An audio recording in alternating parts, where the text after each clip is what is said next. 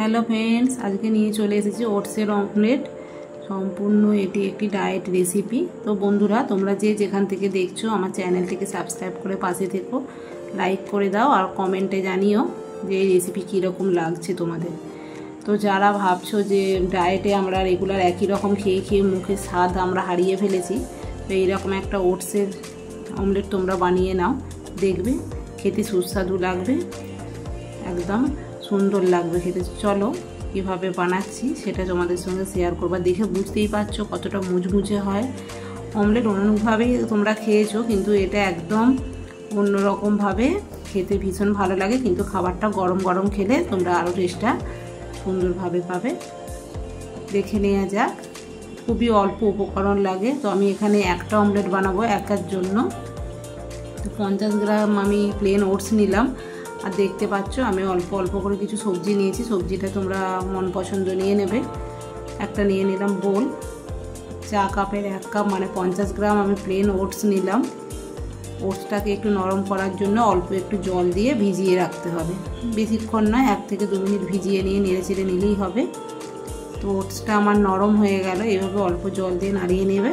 ওটসটা নরম হয়ে গেলে এবার পেঁয়াজ, একটু অল্প ক্যাপসিকাম আর দিয়ে দিচ্ছি গাজর। এক্ষেত্রে তোমরা এই সবজি দিতেও পারো বা নাও পারো, সবজিটা দিলে ভালো হবে। পরিমাণ মতো নুন দেবে। আর এখানে একটা অমলেট বানানোর জন্য আমি দিচ্ছি একটা ডিম। 50 গ্রাম ওটসের মধ্যে একটা ডিম।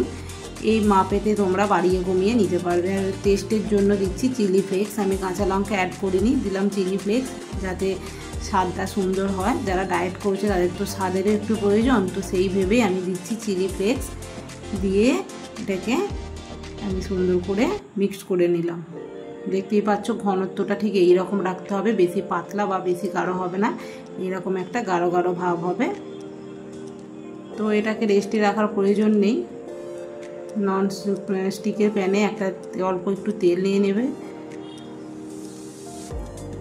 অল্প তেল নিয়ে নেবে বা ডিম দেওয়া আছে আমি সেই জন্য একটু, যদি আঁচটে গন্ধ ভাব আসে অল্প একটু তেল নিলাম। তো তোমরা চাইলে তোমরা তেল ব্রাশও করে নিতে পারো। দিয়ে সুন্দরভাবে একটা হাতাতে করে অমলেটটা একটু ছড়িয়ে দেবে। এটাকে একটু সময় নিয়ে আঁচটা কমিয়ে ধীরে ধীরে ভেজে নিতে হবে। আঁচটা লোয়েতে রাখবে, মাঝে মধ্যে একটু মিডিয়ামে দেবে। এইভাবে অমলেটটা বানাতে হবে। খেয়ে দেখবে বন্ধুরা, খুবই ভালো লাগে খেতে। অল্প উপকরণ, খুব শর্টকাটে একটা সুন্দর রেসিপি। দেখতেই পাচ্ছ একটু অপেক্ষা করার পর কত সুন্দর হয়েভাবে বসে গেছে। আর এই সময় আমি দিচ্ছি টেস্টটাকে বাড়িয়ে নেবার জন্য একটু অল্প অরিগ্যানো। অরিগ্যানোটা দিলে খুব টেস্টটা হয়, খেতে ভালো লাগবে, মুখে রুচি আসবে। ডায়েট যারা করে তাদের অনেকের সমস্যা থাকে একঘেয়ে খাবার, কিন্তু ডায়েটও হলো অথচ মুখে স্বাদও হলো, খেতেও ভালো লাগবে। সেই ভেবে এই অমলেটটা বানানো। সুন্দরভাবে উল্টে দেওয়া যায়, কোনো অসুবিধা হবে না। তো অল্প আঁচে করবে, বেশি জোরে আঁচটা দেবে না, তাহলে ভেতরটা কাঁচা থেকে যাবে, ডিমের আঁচটে গন্ধটাও থেকে যাবে। এভাবে উল্টে দিয়ে আবার আঁচটা কমিয়ে ভেজে নিতে হবে। তোমরা দেখে বুঝতেই পারছো কত সুন্দর হয়েছে। এটা একটা খেলেই পুরো পেট ভর্তি হয়ে যাবে, অথচ ডায়েটটাও ঠিকঠাক হয়ে যাবে।